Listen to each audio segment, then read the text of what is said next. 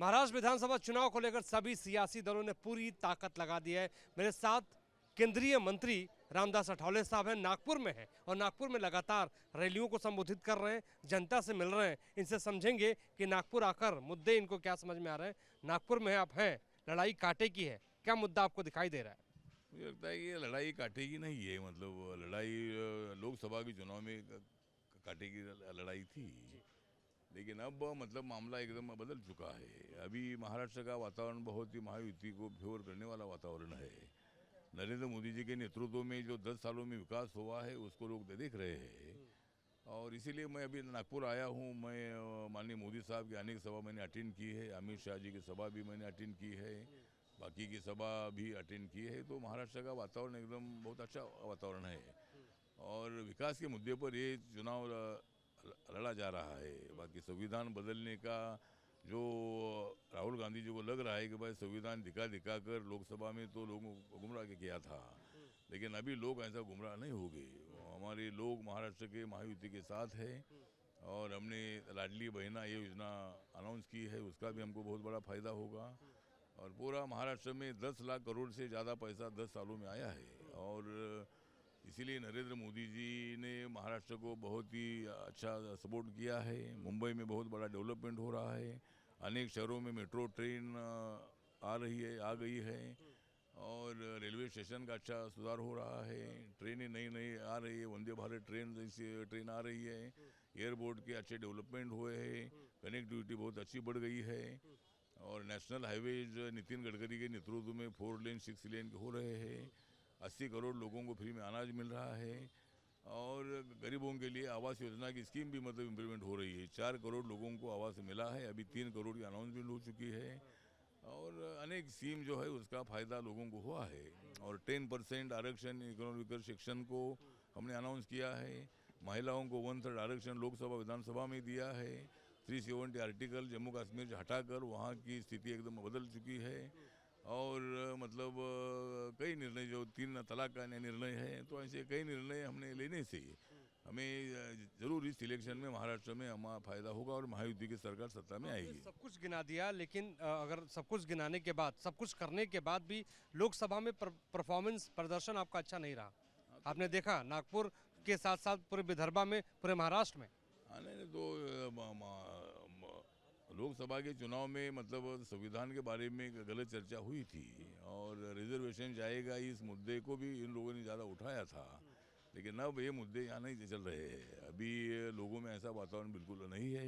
जरूर विदर्भा में हमारी 2 सीटें चुनकर आई थी, और मतलब ये डिवीज़न में नागपुर तो मतलब सीट कम आई थी, लेकिन अभी विदर्भा की हालत बहुत अच्छी है।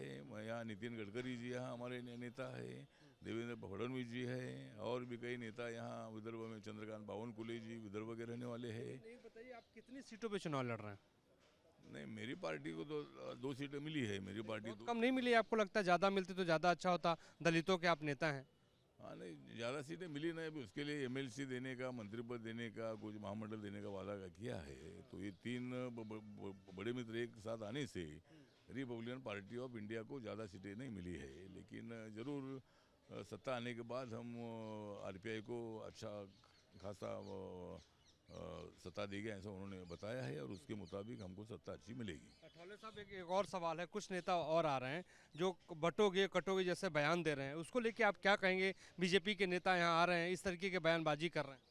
नहीं, ठीक है, अभी बयान उनका कहना है भाई बटेंगे तो नुकसान होता ही है। मतलब एक साथ रहेंगे तो फायदा होता ही है, तो मतलब ये बटना नहीं चाहिए, इतना ही आह्वान उन्होंने किया है। तो हिंदू मुसलमान नहीं लगता आपको इशारा किया जा रहा है? हिंदू मुसलमान चुनाव बनाया जा रहा है, इसलिए ऐसे बयान दिए जा रहे हैं। नहीं, कोई हिंदू मुसलमान का विषय नहीं है। मुसलमान के विरोध में हम लोग नहीं है। मुसलमान को जो जो योजना मोदी जी ने लागू की उसका मुसलमानों को भी फायदा हुआ है, और हम मुसलमान के खिलाफ नहीं है। जो मुसलमान आतंकवादी है, जो मुसलमान लोगों को भड़काते हैं, ऐसे लोगों के विरोध में हम लोग है। जातिगत जनगणना को लेके क्या कहेंगे अठावले साहब? क्योंकि जाति के आधार पर राहुल गांधी लगातार ये मुद्दा उठा रहे हैं। हाँ, राहुल गांधी लगातार मुद्दा उठा रहे हैं, लेकिन उनकी सरकार थी तब उन्होंने जनगणना नहीं की जाति के आधार पर। अभी तो बोल रहे हैं कि होनी चाहिए। तो मुझे लगता है, लेकिन मेरे पार्टी का मांग है कि भाई जाति के आधार पर जनगणना होनी चाहिए, ताकि हर जाति का परसेंटेज कितना है उसकी मालूमात हो, तो मैंने राज्यसभा में भी बहुत बार इशू को उठाया है, मैं सरकार के साथ जरूर हूँ। लेकिन आपकी सरकार इसको नहीं मान रही है, आपकी सरकार इसके पक्ष में नहीं है। इसके पक्ष में न होने का कारण तो ये है कि आज तो नहीं है, कल कोई अलग विचार हो सकता है, लेकिन पहले सरकारों की भी डिफिकल्टी थी कि जाति के आधार पर जनगणना इसलिए नहीं हो रही है कि आर्टिकल 17 के मुताबिक जाति व्यवस्था खत्म की है, नष्ट की है, तो फिर जाति के आधार पर जनगणना करेगी कैसा, ऐसा एक टेक्निकल सवाल मतलब सरकारों के सामने है। वो सरकार के सामने भी वो था और हमारे सरकार के सामने भी वो है। उसके बावजूद भी हमारी मांग है कि जाति के आधार पर जनगणना होनी चाहिए। राहुल गांधी आज बोल रहे हैं, आज जानबूझकर नरेंद्र संविधान मोदी की भी बात कर रहे हैं, संविधान बचाना है और अठावले साहब को सपोर्ट करना चाहिए, कई कांग्रेस के नेता कह रहे हैं। नहीं, संविधान को बचाने के लिए हम लोग तैयार हैं, हम तो संविधान ही बचा रहे हैं, उनको संविधान बचाने की जरूरी नहीं है। राहुल गांधी ने अपनी पार्टी को बचाना चाहिए, ना कि संविधान को। अच्छा, एक आखिरी सवाल पूछूंगा, आप दलितों के नेता हैं, लगातार आप कह रहे हैं और लोगों के बीच में घूम रहे हैं, कई लोगों से मेरी मुलाकात हुई जो आपके पार्टी के नेता हैं, कार्यकर्ता हैं, कह रहे हैं कि अठावले जैसा नेता कोई नहीं है, उसको मुख्यमंत्री बनना चाहिए, मुख्यमंत्री का सबसे बेहतरीन चेहरा अठावले साहब है। मैं मुख्यमंत्री का मैं कोई दावेदार नहीं हूँ, मतलब यहाँ बहुत सारे नेता हमारे एकनाथ शिंदे जी, देवेंद्र फडणवीस जी, अजय दादा पवार जी, ये नेता तो मुख्यमंत्री बनने के लिए तैयार ही है, लेकिन मैं दिल्ली में खुश हूँ। मुझे यहाँ की मंत्री पद की ऑफर भी आई थी बहुत साल पहले 2014 में ही, लेकिन मैं यहाँ नहीं आया था, तो मुझे मुख्यमंत्री मुझे नहीं बनना है। अगर मौका मिला तो? नहीं, मौका मिला तो जरूर बनूंगा। चल, बहुत बहुत शुक्रिया। मेरे साथ रामदास अठावले साहब हैं, लगातार नागपुर में मेहनत कर रहे हैं, प्रेस कॉन्फ्रेंस कर रहे हैं, जनता से बातचीत कर रहे हैं, और जब हमने उनसे पूछा कि आप भी दलितों के नेता हैं तो बताइए क्या मुख्यमंत्री बनना चाहते हैं, तो उनका ये कहना है कि अगर मौका मिला तो ज़रूर बनूंगा। हमारे सहयोगी विकास कुमार राय के साथ मोहित राज दुबे, न्यूज़ दर्शन, नागपुर। न्यूज नेशन अब व्हाट्सएप पर खबरों के ताजा अपडेट के लिए न्यूज नेशन के इस QR कोड को स्कैन करें।